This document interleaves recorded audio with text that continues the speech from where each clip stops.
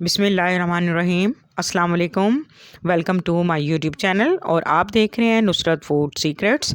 और आज हम बना रहे हैं बहुत ही ज़बरदस्त खुशबूदार मटर पुलाव। तो आइए हम अपनी रेसिपी स्टार्ट करते हैं।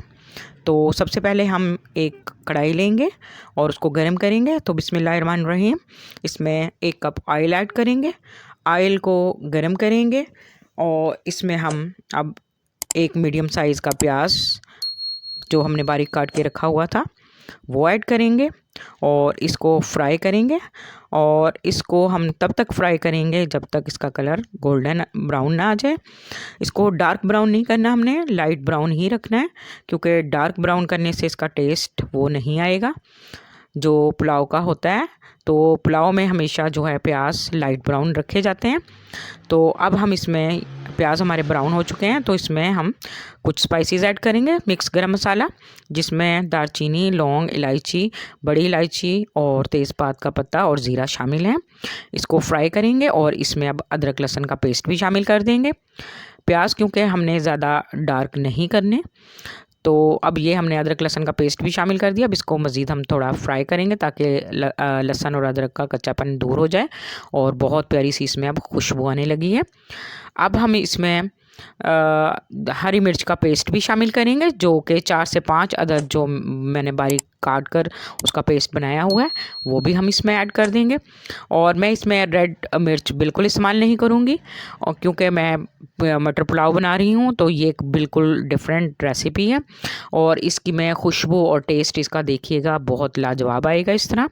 और इस रेसिपी को आपने इसी तरह फॉलो करना है, क्योंकि इसमें हम ज़्यादा स्पाइसेस बिल्कुल नहीं ऐड करेंगे, क्योंकि पुलाव बना रहे हैं। पुलाव में जो मेन इंग्रेडिएंट हैं वो मैं इसमें शामिल कर रही हूँ। तो अब इसमें थोड़ा सा पानी ऐड करके हम इसको मज़ीद फ्राई करेंगे। वीडियो को आपने स्किप बिल्कुल नहीं करना। और इसमें एक अहम इम्पॉर्टेंट जो मसाला है वो मैं इंशाल्लाह एंड में ऐड करूँगी, वो भी आप देखिएगा। तो उससे उसकी खुशबू और जायका और टेस्ट जो है वो कई गुना बढ़ जाएगा। तो अब हम इसकी ये तकरीबन हमारा मसाला जो है वो फ्राई हो चुका है। अब हम इसमें 1 टेबल स्पून नमक ऐड कर देंगे और इसको भी हम इसमें अच्छी तरह से फ्राई करेंगे। ये मिक्स हो गया। अब हम इसमें जो है मसाला तो बिल्कुल रेडी हो चुका है, तो अब इसमें हमने दही ऐड करनी है। दही से जो है वो इसका फ्लेवर जो है वो बहुत ज़बरदस्त आएगा। पुलाव में दही जो है मेन इंग्रेडिएंट होता है। तो ये मैं अब 1 कप दही इसमें ऐड कर रही हूँ। दही से इसका टेस्ट बहुत ज़बरदस्त आएगा। तो अब हमने दही डालकर इसको अच्छी तरह फ्राई करना है और दही का पानी खुश्क होने तक इसको हम फ्राई करेंगे, और ताकि दही का फ्लेवर भी जो है इसमें मसालों के साथ अच्छी तरह मिक्स हो जाए। और ये देखें जी, ऑयल ऊपर आ चुका है और तकरीबन हमारा दही का मसाला जो है इसमें सही तरह से फ्राई हो चुका है। अब हम इसमें आलू ऐड कर देंगे, जो 2 मीडियम साइज़ के मैंने आलू काट के रखे हुए थे, तो ताकि आलूओं में भी इस ग्रेवी का जो फ्लेवर है अच्छी तरह से आ जाए। तो और इसमें अब हम 1 कप मटर ऐड करेंगे और इनको भी इसके साथ अच्छी तरह फ्राई करेंगे।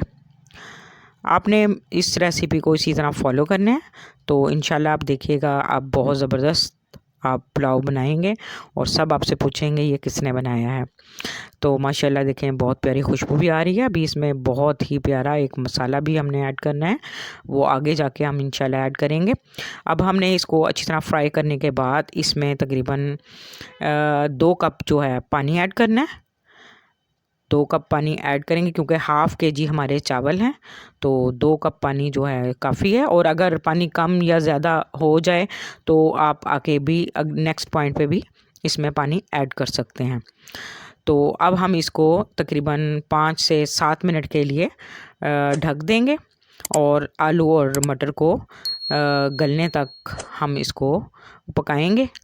तो अब ये तकरीबन 4 से 5 मिनट गुज़र चुके हैं। अब हम देखते हैं कि हमारे आलू और मटर जो हैं वो पक चुके हैं। और ये देखें जी, माशाल्लाह बहुत प्यारी खुशबू आ रही है और ये तकरीबन पक चुके हैं।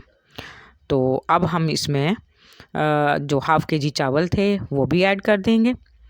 और अब इसी पॉइंट पे हम इसमें नमक भी टेस्ट कर सकते हैं, लेकिन 1 टेबल स्पून नमक जो है मेरे ख़्याल है हाफ़ केजी चावल के लिए बिल्कुल ठीक है।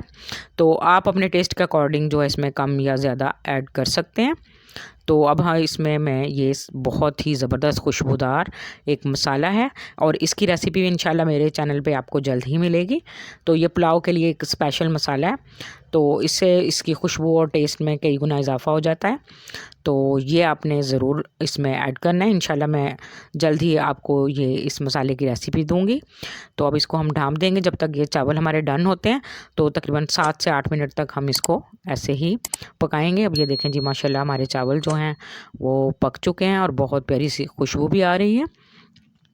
मेरी रेसिपी को ज़रूर फॉलो करना है और मेरी रेसिपी अगर आपको पसंद आए तो मेरी वीडियो को लाइक, शेयर, कमेंट ज़रूर कीजिएगा और मेरे चैनल को भी सब्सक्राइब कीजिएगा और बेल आइकन का बटन प्रेस करना मत भूलिएगा, ताकि आपको मेरी नई हर आने वाली वीडियो का नोटिफिकेशन जो है वो मिलता रहे।